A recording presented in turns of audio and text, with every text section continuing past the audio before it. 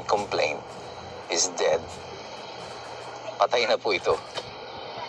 215 congressmen received 150 million.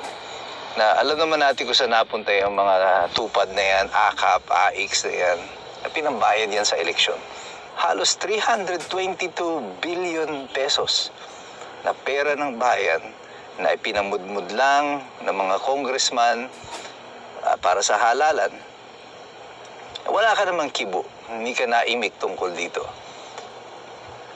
Pero yung 125 million, naiiyak ka pa. Hindi ko sinasabi na walang pananagutan si Sara Duterte because maaring meron niya o maaring wala. Depende yan sa appreciation ng korte, ng ebidensya.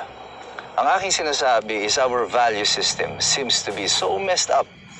Parang may mali sa value system natin. For Martin Romualdez at this time, masyadong maraming kapalpakan ang naganap at marami siyang pagbabayaran.